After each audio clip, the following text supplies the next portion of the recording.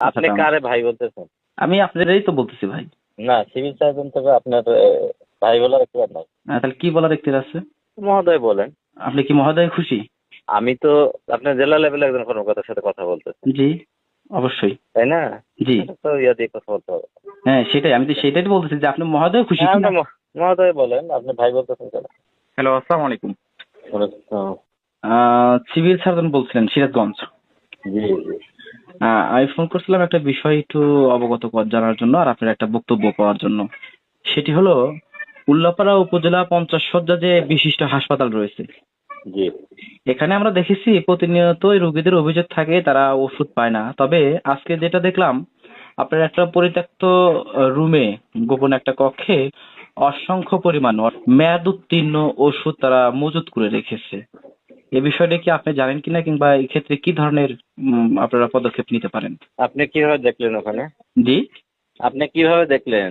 আজকে ওই রুমটা খোলার পরেই দেখতে পেয়েছি আর কি, ওইখানে ওই পর্যাপ্ত রুমে আপনাকে কে নিয়ে গেল ওখানে? ওই রুমের যে স্টোর কিপার ছিল, স্টোর কিপারই হ্যাঁ, ওই রুমটা খুলছিল আর কি, আমার কাছে তথ্য ছিল। আপনাকে ওখানে নিয়ে গেল কে ওই রুম পর্যন্ত? কোন কোন রুম পর্যন্ত? ওই যে রুমে আপনি পাইলেন, ওই রুমে কে নিয়ে গেল আপনাকে? আমি তথ্য ছিল আমার কাছে, পরবর্তীতে আমি আপনাদের যে উপজেলা আপনাকে তথ্যটা দিল কে? তথ্য XY যেটা একজনের মাধ্যমে আসছে আর কি।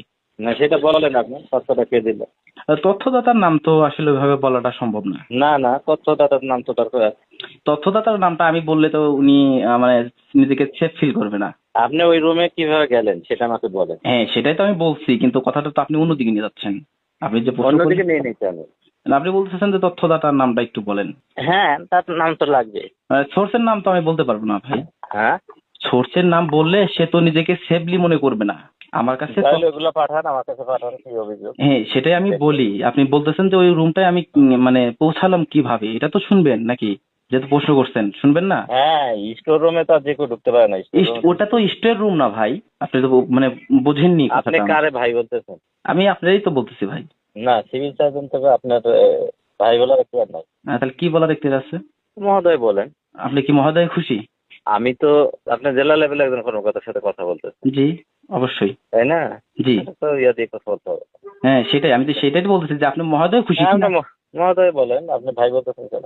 হ্যাঁ ঠিক আছে, তাহলে এখন বিষয়টা এই যে অভিযোগটা, এই এই অভিযোগের প্রেক্ষিতে আপনারা কি ধরনের পদক্ষেপ অভিযোগ আপনার ইয়ে হলে আপনি আমার কাছে দেন, লিখিত আকারে দেন, আমি তদন্ত করে দেখতেছি কি বিষয়টা, ঠিক আছে? মানে লিখিত অভিযোগ কি আমাকে দিতে হবে? হ্যাঁ, আপনার কাছে যেহেতু ওই এভিডেন্স আছে, আপনি দেন, আমার বরাবর দেন, আমি এটা তদন্ত করে দেখি কি বিষয়টা, ঠিক আছে?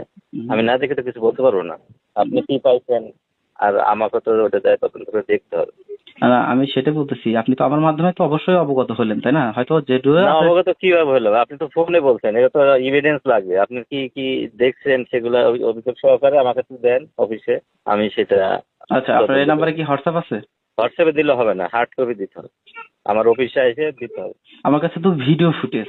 ভিডিও ফুটেজ, তারপরেও অভিযোগ তো দিতে হবে। ভিডিও ফুটেজ দিলেন সমস্যা নেই, ভিডিও ফুটেজটা দেন আর অভিযোগ দেন।